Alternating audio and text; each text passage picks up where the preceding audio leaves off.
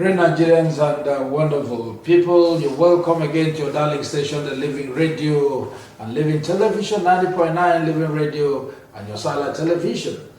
We're back again today with your favorite program, the program you've always enjoyed listening to. And this is Issues of the Moment. In today's Issues of the Moment, I have a personality in the house today. What are we looking at today? We are looking at governance and the leadership in Nigeria today, from state to the federal. And then outside that, the man today we will be talking with is a personality that is well known, a political guru, and also a philanthropist who has proved himself, and that is exactly what we'll be doing today. We'll be looking at the leadership and also his ambition. I am not talking about any other person, but His Excellency Dr. John F. Kennedy. A lot of you know him as Osuala, but John F. Kennedy has been the presidential candidate. He was the presidential candidate at the last concluded election under the party Rebuild Nigeria Party. Yeah, Rebuild Nigeria Party, that is where he contested from. And then he was on the APC before, well, I'm sure he envisaged that he was going to meet the ticket and then had to go over to Rebuild Nigeria Party. I am in the studio with John F. Kennedy, His Excellency. Your Excellency, you're welcome to this program. Good day, viewers and friends and countrymen. We wish you well. I may not have explained you better, or rather introduced you better. Please let our audience know you. Okay, my brothers, my name is Dr. John Kennedy Osuala. I'm a journalist by training.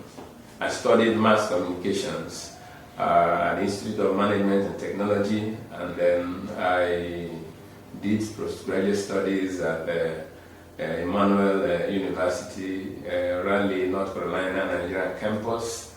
I have an HND Mass Communications, MSc Mass Communications, and PhD in Mass Communications. As well as I also have a doctorate degree in strategic leadership from Harvard Business School. I'm into management training and consulting. And before that, I was a lecturer at the School of Management and Technology, but now Templegate Polytechnic. Eventually, I founded a department of mass communications there, and I trained a lot of top journalists in the country. And then eventually, I also became the registrar of the SMT. From there, I left to found Monarch Communications, my own firm. And then, of course, I was attracted to public service. And then I was elected during the Babangida era, the National Republican Convention. I was elected the secretary in the entire ABA. Gradually, I became press secretary, chief press secretary Abanot to Imo Ipoko, then a political consultant to Governor Bonon, and we moved on to Bright Wanni and to Chief Emmanuel Iwanyang. I tried the Federal House of Representatives in 2003 under the People's Democratic Party. As a matter of fact, we are one of the founding fathers of the People's Democratic Party. 15 delegates from Abia State who went to start that party initially. Some of the names you are hearing today, they were not there when we founded the PDP. Eventually, again, I became chief political consultant and national coordinator of PDP National Grassroots Forum all over the country. Gradually, Jonathan and the rest. Before I studied the setting and said, how can Nigeria be moving the way it is moving? Prof has said, talked about governance.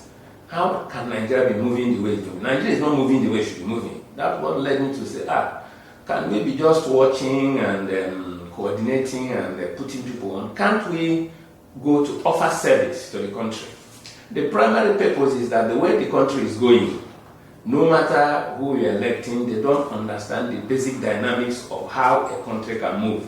There are principles of developing a country. I learned that when I was teaching development journalism at the Abia State University, the IDEA campus. I was assigned to teach development journalism. It led me to study development studies. And I discovered that the way our country is moving is not in the right direction. For instance, our country is involved in export of primary products, raw crude petroleum, granite, and all that. In development studies, no country that continues to export primary products becomes a developed country. You are wasting your time. You are putting people, employing people in other countries. The English people tried it and saw they had this wool that we used to for clothes. The English people were producing it and exporting it to Italy, the Florentine states, Venice, Genoa, and in Holland. King Henry VIII discovered that those countries were richer than England. They pay England the peanut they pay Nigeria now in crude oil. When they saw that, they said no, what they would do, they should stop the export of wool to those states in Italy. Let them be turning it into finished products. Of course, if you were in secondary school, you would have read Merchant of Venice and all that. All those cities and city-states, they collapsed because the English people stopped exporting wool to them. How does it concern us? Nigeria is currently, and we are happy about it, exporting crude petroleum instead of processing the petroleum. About 276 products are lost. We just get petrol and kerosene, they call it DP gas, stuff like that, and AGO. Other 273 products are lost. If we continue to do this, no type of president you put in the country that will change this country. Nigeria must start to process her mineral resources, her natural products into finished products to now export to the world. That is the principal logic of development. But no Nigerian leader is talking about that. We are just happy. We have anchored our economy to crude oil. It is this in the world market, it is that. It will be oscillating up and down. At the end, they pay us a pittance. What has Kuwait done? Kuwait has built refineries in other countries. They export that their crude to their Kuwait refinery in the countries, process it, have their filling station, they sell and get dollars back to Kuwait. That is why they have surplus money. Nigeria has not gotten to that. And no presidential, whether aspirant or candidate, is saying this thing I'm saying. And I'm saying, no matter who you elect, if it doesn't handle this problem, Nigeria will not get out of the woods. Okay, like you heard from the horse's mouth, the presidential candidate, the then presidential candidate in 2019, and by the special grace of God, he has not thrown in the towel, I'm sure. Yes, certainly. Right. And now, considering what is happening, the trends in Nigeria today, and then the wave of Obi in Nigeria, and then he's seriously warming up to come out again. And then Tinubu is also warming up to go for a second tenure, irrespective of the type of governance we're experiencing. How do you intend to stand with these two giants? Okay, thank you so much. Actually, we have not campaigned the way we should campaign. And the message we have, like what I'm saying, that no matter who you elect, all these people, if you elect them, the country will not change. Because they don't understand the primary, call it practice of development. Because if they have understood it, they will be saying it. Nobody is saying this thing I'm saying. I'm saying we will not continue to export primary products. And there is no central ideology that binds the country.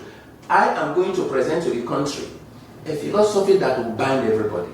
We call it, it's a Millennium Global One vision and mission for making Nigeria the best nation on earth. Our intention is to make Nigeria the best nation on earth, not just to come and become president, to own private jets and all that. What can unite this country? One central idea that can unite the country is simple. If everybody, for instance, Living Television, I would like Living Television to answer global Living Television, because all we are doing is global. So if we add global is global, everybody can access it. I'm impressed by what I have seen here, and I will discuss with the prof. We can't have this type of facility, and it should be moving. So we are saying Nigeria must be competing with the US, China, and the rest. Why am I saying it? By 1970, Nigeria was better than China, was better than Japan. Ask anybody. And the late US president, J.F. Kennedy, he said in 1960, when Nigeria had independence, that a new country had been born in Africa that will in 12 years be like the United States of America. JFK, John F. Kennedy, President of the United States, assessing the potentials of Nigeria, assessing the qualities of people we have. He said it will take Nigeria 12 years. From 1960 to 1972 was 12 years. But from 1960 to now, Nigeria is going back to what JFK saw. Because we are not doing the right things. So the message we are going to present to Nigeria will turn the tables. We will explain things to Nigeria. I said Nigeria is like somebody who wants to go to Abuja and enter the bus going to Uyo. He will end up in Uyo. That's what Nigeria is doing. And Nigeria is, they think they are not developing because they are happy. Everybody, all these names they mentioned, they are telling you that about crude oil, export of crude oil, and that is where their eyes are. Their eyes are not in to produce, to higher productivity. That's not where their eyes are. We will explain to Nigeria that the way we are going, I have said it elsewhere, no matter who we elect, if he doesn't address these issues, Nigeria will not come out of the woods. So we are not intimidated by anybody. We know what to do to upset everybody. We will run, we will call it, our general philosophy is joint kinetic operation. They won't know what happened when we start, because we are going to start, and Nigerians will see. We are professional politicians. We are not people you walk somewhere, you suddenly appear because you think there is a gap. No. And the present president, I don't want to be speaking, but you see, I hope the country is doing well. We are enjoying. Everybody is happy. The country is okay. You take 1,000 naira, it's like 100 naira. Chief Emmanuel Iwanyang said that in that time they did Imo Airport launching. Oberezone pledged 2 million naira. So they couldn't pay it. That he had to transfer $2 million from New York to Nigeria, transfer it back. That time, $2 million was equal to 2 million naira. But you know what is true? If he had left that money, that $2 million there, it would be too much. But it was 2 million naira. So yes, Tinubu is doing well. It's excellent. Everybody is enjoying. We are happy. We use 1,000 naira. You can't buy anything. That is what the extent of his success in this country. It will not last. The problem is that there is no timetable when this suffering is ending. That's what gets me annoyed. If you say maybe in the next 1 year, no, there's no timetable. What we are saying, for instance, God willing, given the opportunity, if I don't change Nigeria within 1 year, I resign. If you want me to do it, does it. If I do these things, Nigeria will change. When we start to produce, engage everybody. That is why I'm involved in a body like us, the African Association of Small and Medium Enterprises. I'm their consultant. And we are saying we're going to build the economy. It is the small and medium enterprises that build the economy. It keeps people employed. Let me give you an example with Innoson Motors. What we can do with Innoson Motors. Innoson Motors has a plant in Nnewi and Enugu. What can we do? We will use what the central bank calls receptor support facility. It will give Innocent billions of naira. We will have an Innocent plant in Aba, employing thousands of people. At least in the 6 geopolitical zones, it will still belong, it will be Innocent Motors. The only thing that the federal government will be equity partners. So if we have 6 plants like that, and we do like the Indians stopped the importation of cars for 20 years to allow the Indian motor industry to grow. So if Innocent is a good brand, everybody in Nigeria will be using Innocent. And if we have 6 plants, thousands of people will be employed in Innoson Motors. Take take about textile listing. At peak, it was employing 5,000 persons. Today, it's not doing anything. We have brought several people to turn it around. Nobody is listening to them. During the change era, they set up a committee. One Godwin Oswala was the chairman. People thought it was me. I said, no, I'm not an engineer. The man had people to turn it around. They are not ready. As I'm talking to you now, my friend of Market Oil and Gas he worked in the only Nigerian who worked in Wall Street. He's from Ariara. His father used to be the traditional ruler, that Ukumango area. The son Ezekano. His son is the only Nigerian entrepreneur in Wall Street. He understands about world finance. We have given a proposal even to the current government to bring what you call humanitarian funding. The money, government will not pay back that money. But nobody is willing to listen.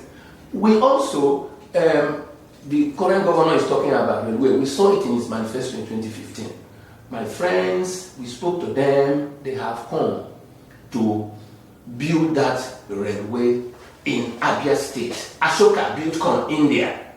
They have written to the government, and the SSG sent an approval letter to them. The people have been asking a technical feasibility. How many stations are you going to have between from Imo Gate, Okwa, to Arochukwu at the end, and Umunochi the other side?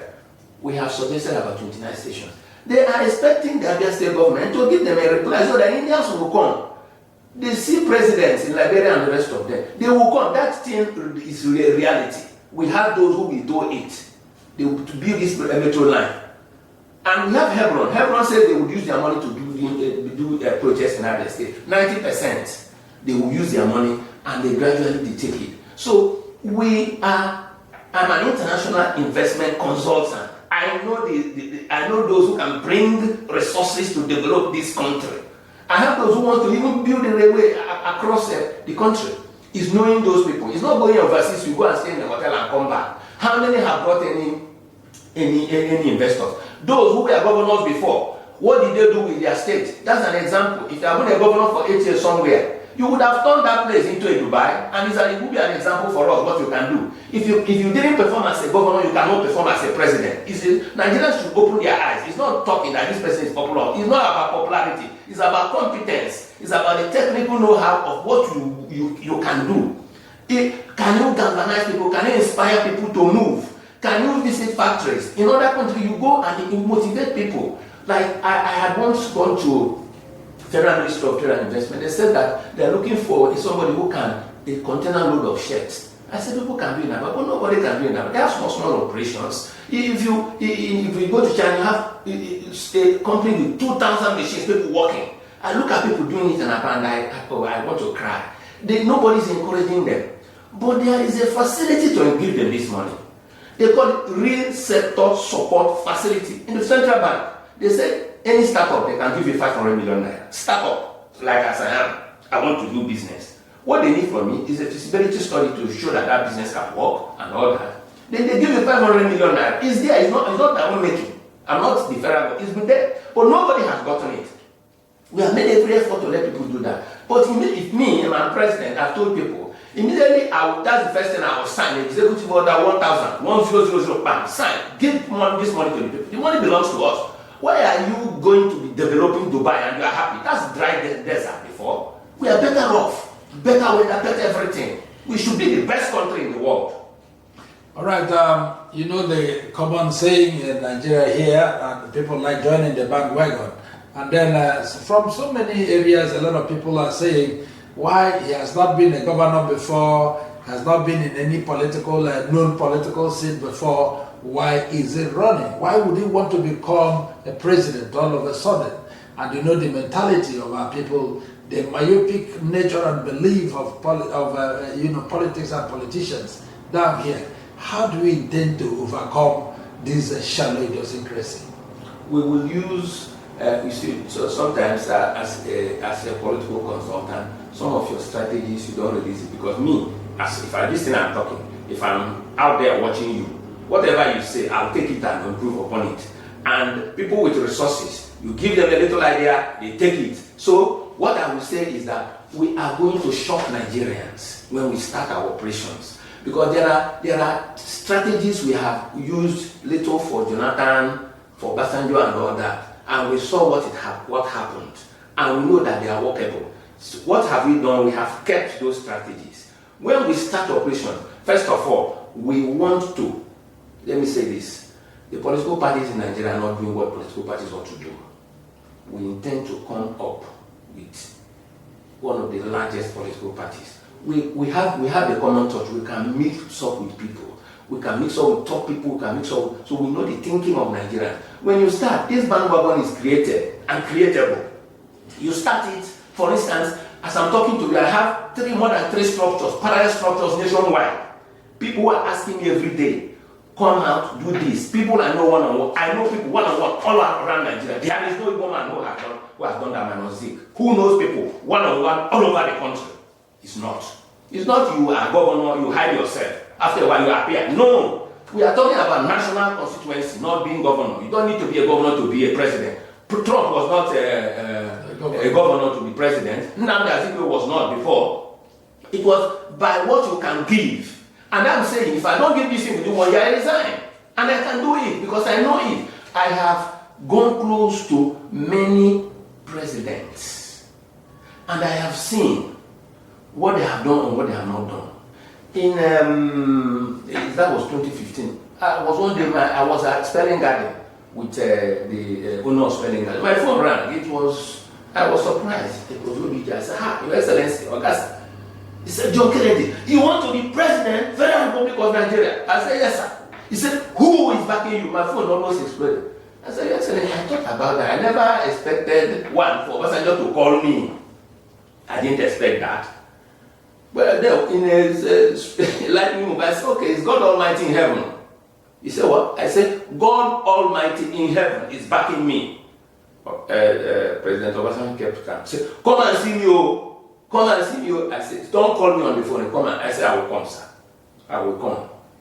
So, I think that is a whisper. I said, it's Obasanjo. It's Obasanjo calling you. So, those Nigerian leaders know what John Kennedy Osuala can do. It's for us now to bring it out to the ordinary people. In Aba, those who know me know, since they have known me, I'm consistent. I don't say what I don't believe in. You can be sure with me that the way you have seen me, there is no part 2. I will deliver. And the ideas, the people, bright people like Prof, we will assemble the greatest number of brightest people so that we're moving in the right direction. It is people. And these people know we can do it. They trust me, I trust them. And they know we're not looking for money. We're not looking for, I don't want to own any sheep. I don't want to own 100 houses. What I want is Nigeria to be that thing the AJF Kennedy said, like America. I want even Nigeria to be better than America. That's what I want. If we do this, everybody, and we can achieve it with basic things. One, we have good social security. For instance, let me give an example. In Hawaii, because there's some oils they are getting there, every week people go, they give them stipends. They do it in UK. You are of age, they give you accommodation. Your schooling is taken care of. If you can so help Nigerian parents with school fees, make education to be really free. One, health, social health insurance. Everybody, even these area traders and stuff like that, you say you contribute 500 naira. 500 naira is not up to a bottle of beer. You contribute it, so we capture every Nigerian in the health insurance net. So if you are sick, you go to hospital. If you don't bother about, I'm not well, the state takes care of your health, takes care of your children's education, takes care of your accommodation. In other places, when you have this thing you hear in Nigeria, they have a house in here. It's apartments, it's flats. Now the salaries, okay, you pay the rent you pay. You are paying it to own the apartment, mortgage. After 10 years, I lived somewhere in a flat before. 13 years, I left. The money has gone. But if there's a policy that paying more like that belongs to me. Not only just what's been about, for instance, locally. People stay there so many years, they own the landlord, eject them, and they go their way. The money has gone. Whereas, if that policy of mortgage, the flat belongs to you. If you saw that there's a four cardinal programs I want to say. If you tackle it, education, you don't matter about school. It's not this is Christmas, how you pay school fees. You solve that, solve health insurance, solve accommodation. So the jobs will be by what I've said, used Innoson Motors as an example. We will discuss with Innoson Motors. You are chairman of your company, you give federal government 30% equity. We'll pump in money and have giant location, all these locations to do it. You use $150 million to have a Toyota plant, brand new. If we want others to compete with them, we get Toyota to be manufacturing in Nigeria. And by local content law, 40% of the people will be Nigerians. Scattering people will be just foreigners. We can develop this economy. Okay. And it's industrialization. Having been a Nigerian since I was born, I don't think I've naturalized in any other country except being a Nigerian. It is obvious that maintenance culture is not seen anywhere around. When you talk about governors that made impacts, the likes of Sam Mbakwe of Imo State, since after Mbakwe, I'm not sure we've had any other governor that is near him, that is like him. And then look at the Imba hotels. He's wasting there. All the rooms are gone. IGI, International Glass industry. Glass industry is there. Nothing is happening there. You mentioned about textile. About textile, yes. What of this equity? The Meteorological Institute is there. Yes, and so International Equitable. And so many. Any governor that comes in will look the other way. I laughed when our recent governor said he's going to get investors and so on. When these ones are there, like moribund, and nobody's talking about reviving them to get employment and so on. So what are you going to do about most of these rejected and moribund companies? Let me give you the answer. So it's not what I'm going to do. As a project consultant, I'm already interfacing. Yesterday, Structure King International, they said they can do the meteorological. They've been telling me that I have investors who can do this thing. The only thing is that the speed with the government people, they are not moving with the right speed. By now, within 1 year of Fuji government, you would have seen the railway, you would have seen John Kennedy Oswald with my associates, because I have the contacts. Being presidential candidate has opened channels for contacts. Anybody I talk to listens, knows that he's a serious person talking to him. I am interested. The International Glass was designed to be the largest glass manufacturing in Nigeria, in West Africa. And nothing stops Abia State. We put it up. It should employ 7,000 persons. That's the capacity. I have this data. Now, if you employ 7,000 persons in Abia State, employ 5,000 persons in the Abate examines, then you move. This hotel was not buying back, which is Abia Sika, £3 million from Israel. That's where the money was borrowed. And the thing was almost ready before they overthrew Abia Sika and Gowan and the rest of them. It was 3-4 years later, Mbako came in. The hotel has been like that. At one point, all the equipment to run it was there. Now they have taken it away. But that does not matter. There are still people. Let government be ready to engage investors. We have Hebron.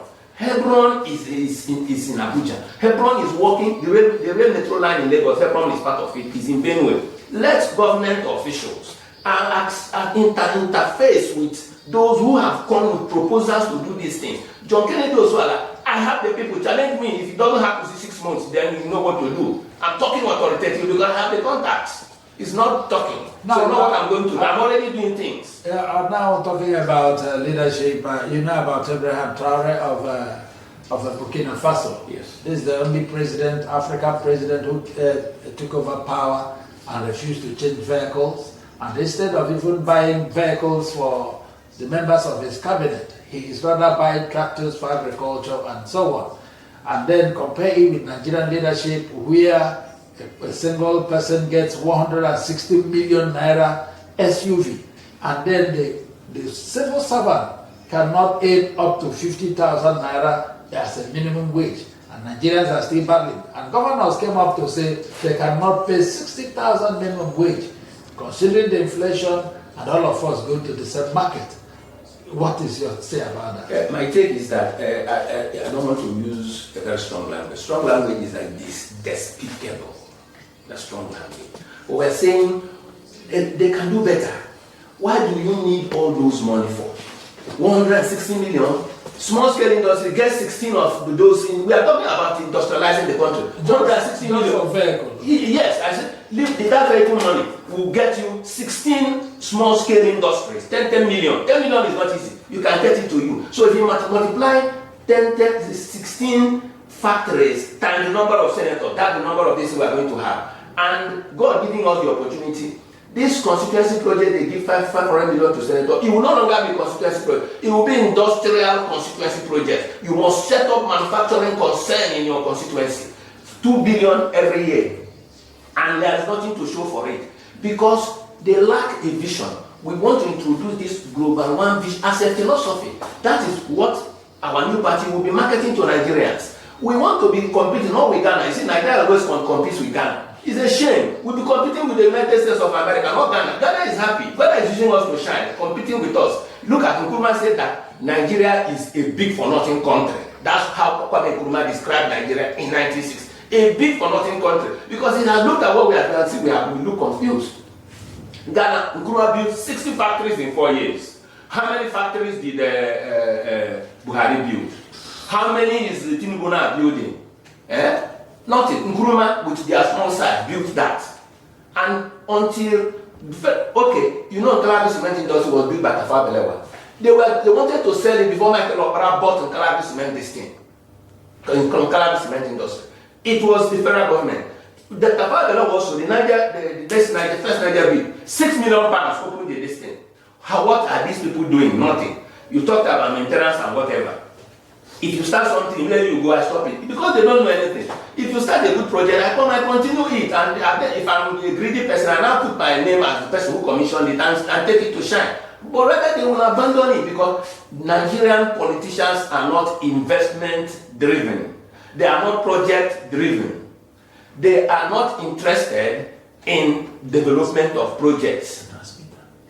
They are not interested in the development of. All right, before we go, because of time, I really want to ask you this. I want you also to address this issue because governance in Nigeria is becoming something else.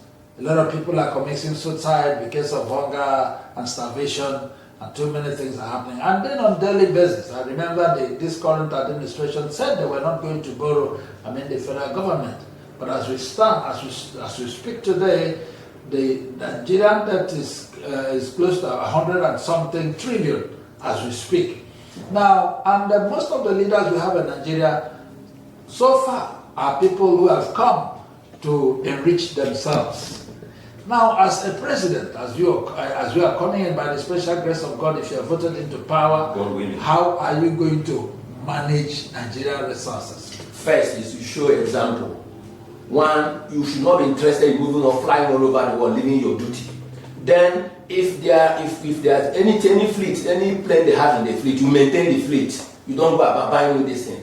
And let the senators know, like I said before, no more constituency project that is free, you enjoy it. It will be tied to industrial projects. Our business is to industrialize Nigeria.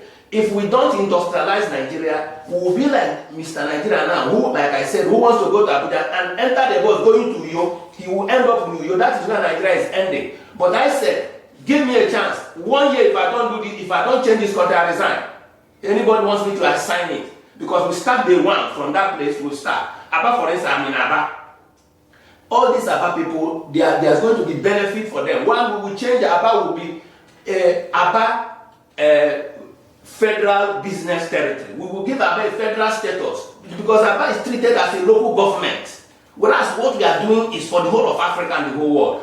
They say Abuja FCT. Now it will be Aba FBT, Aba Federal Business Territory, so that Aba can have a special provision in the federal budget. Everybody comes here and nothing is being done. You go here, look at Aba, this way, those connecting bridges, those market roads. Those things won't take, I have seen about, we call it 5-10 billion to be done, and to be done. We will get the legislature to be working in Aba. That is why if we declare it a federal territory, and the way they are building Abuja every day, they will build Aba like that.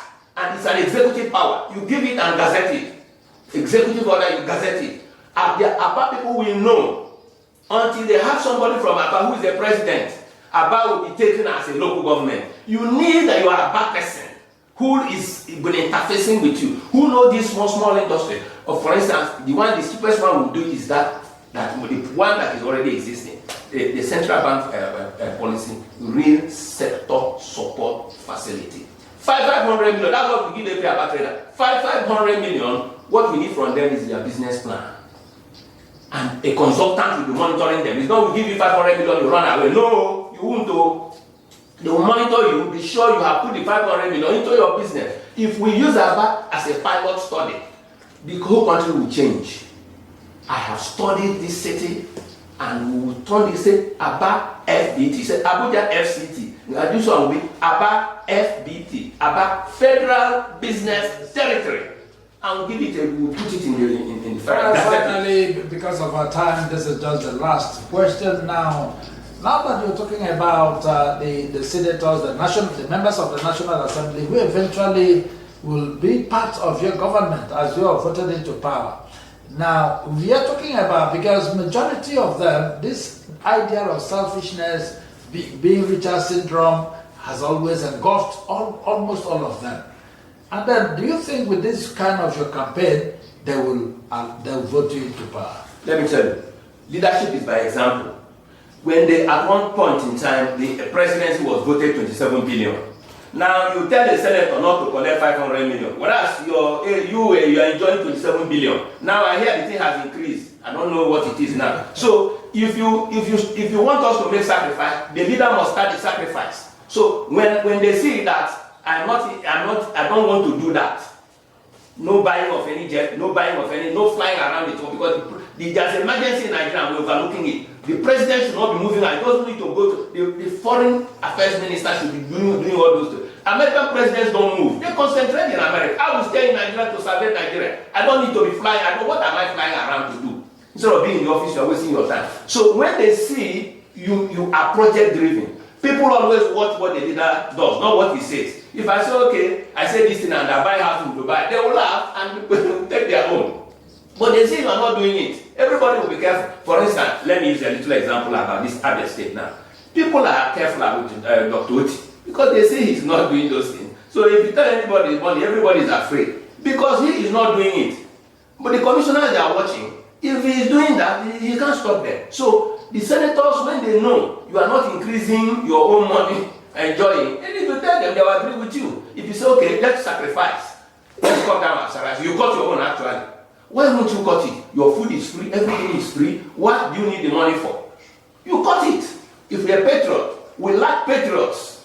Okay, our wonderful listeners will be drawing the curtain here today, but honestly, you can see and agree with me that my professional colleague and also the president in the making is fully loaded. He's not just coming out because he wants to answer Mr. President. He wants to rewrite the history of Nigeria and Nigerians. That's exactly why he's out. I'm sure you've heard that. And then it's not going to end today. From time to time, almost weekly, we'll be inviting him from here through this media to talk to Nigerians and also let us see how we can live in a country of our own choice. All right, Dr. Kennedy Osuala, please, what is your parting word to Nigerians and Abians? I love all Nigerians, I love all Abians, and we're saying let us industrialize, or Nigeria will perish. All right, that's the much we're going to take today. He'll be back again to talk to us more on serious issues, and also as circumstances go in Nigeria, he'll be here to talk to us on other many issues as we discuss these issues of the moment. He'll be here again. But for today, we're very pleased to have you, Dr. John Kennedy Osuala. Thank you, Prof. And thank you. I've added Global Living Television. This is because it's a global living television. It's for the whole world now. All right, our viewers, this is your anchor man, Chinedu Godson Adiele. We'll be back again. Just don't go away. And we'll always be featuring our president in the making. Bye for now.